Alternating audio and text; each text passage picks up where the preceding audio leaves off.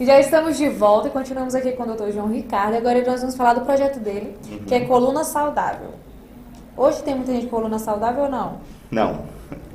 Por isso a questão do projeto é para levar informação para que as pessoas não previnam doenças futuras, né, principalmente para adolescentes, crianças, de lesões que possam ter com o decorrer da idade ou prevenir algumas lesões nas atividades físicas do dia a dia. E esse projeto Coluna Saudável ele veio do objetivo de compartilhar todo esse conhecimento que eu tenho em relação à dor na coluna e levar isso para a população, para que eles possam ter um conhecimento e também desmistificar algumas crenças limitantes que ele tem a respeito de algumas doenças da coluna. Quais seriam essas? A principal é a hernia de disco, né?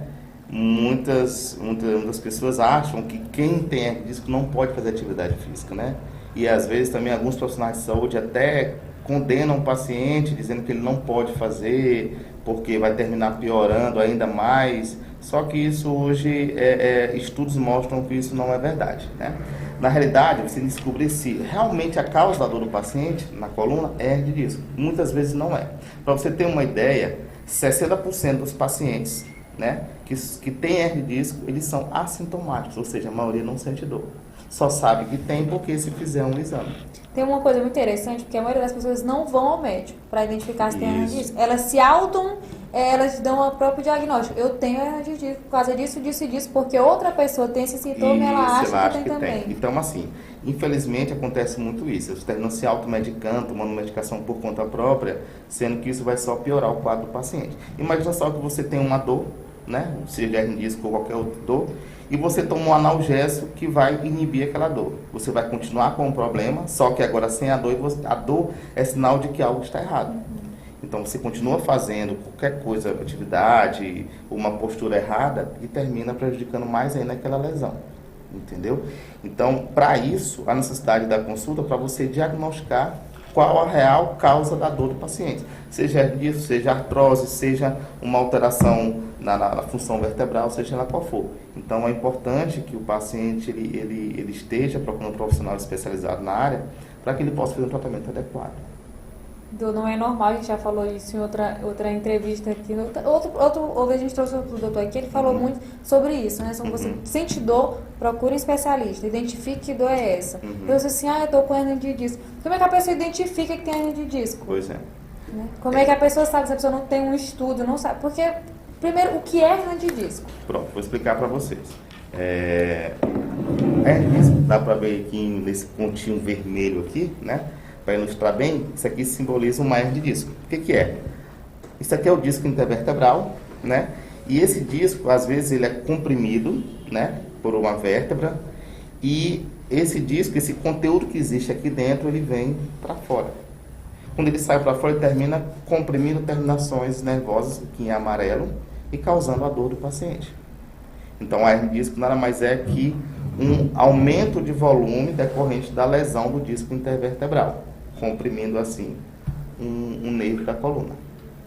O projeto, quem quiser participar do projeto, ele vai estar acontecendo aonde? Assim, o projeto, na realidade, ele é feito através de palestras educativas, né? Eu comecei pela Escola Horas Alegres, dando essa palestra, né, sobre orientação de postura para sentar, o peso ideal da mochila escolar, como carregar essa mochila escolar, a quantidade de peso que cada aluno deve carregar de acordo com o seu peso, né? Para quê? Para que eles pudessem não desenvolver doenças relacionadas à coluna por conta dessa falta de informação. Então, é isso que o projeto tem como objetivo, a educação das pessoas. No período escolar tem muita essa deformação da coluna, né? Por conta da bolsa que vai só de um lado, as meninas vão a bolsa lá, vai ficar, a mãe dizer que tá ficando pensa, vai ficar torta. Isso mesmo. O que acontece é o seguinte, quando o aluno carrega a bolsa escolar só de um lado, né, ele tende a fazer esse desvio lateral da coluna e termina sobrecarregando a musculatura. E com o decorrer do tempo e dos dias, né, ocorre que essa estrutura, que era para ficar conviver um pouco de forma harmoniosa, ela vai sofrendo alterações. Por quê? O aluno ele fica muito tempo numa postura correta com a bolsa. Ou, às vezes, senta de forma inadequada na carteira. E isso faz com que aumente o processo de desgaste desses discos intervertebrais. O que acontece quando a bolsa já é pesada demais, porém ela é aquela das duas alças mesmo, Aham. normal? O que acontece? É que ele fica puxando.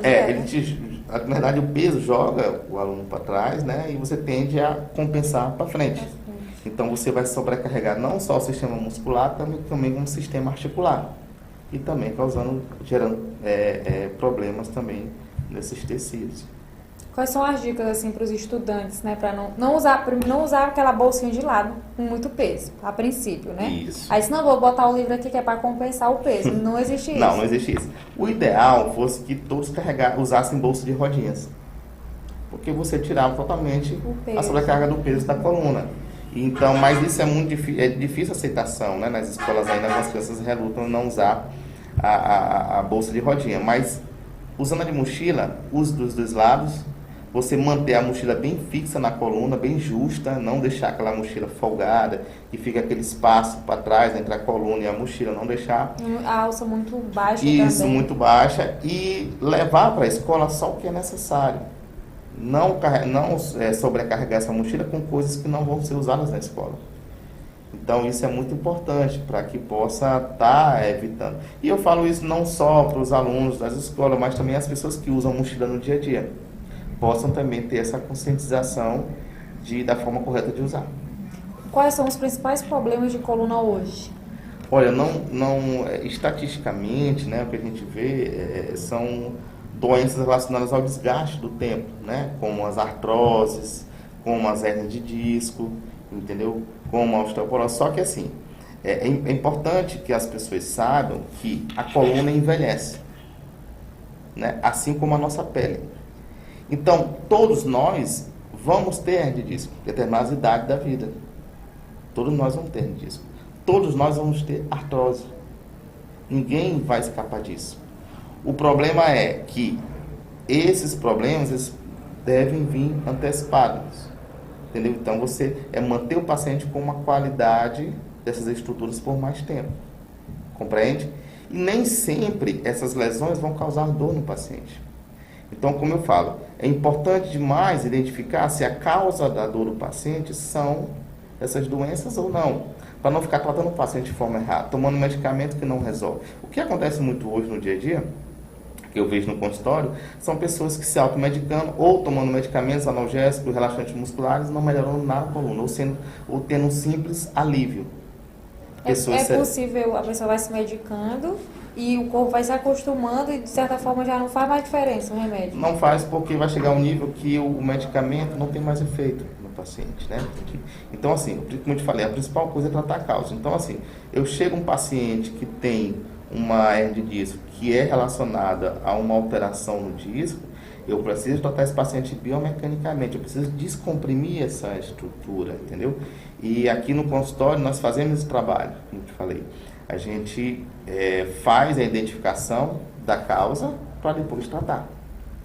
E isso é feito de forma multiprofissional, né? Então, a gente não é só eu que trato a coluna como um todo, né? Eu preciso também de outras especialidades que me ajudem, entendeu? Porque a dor, ela tem um fator, como eu te falei, biopsicossocial, né? A dor ela não é relacionada só ao tecido, só à dor. O paciente pode ter dor por uma alteração emocional.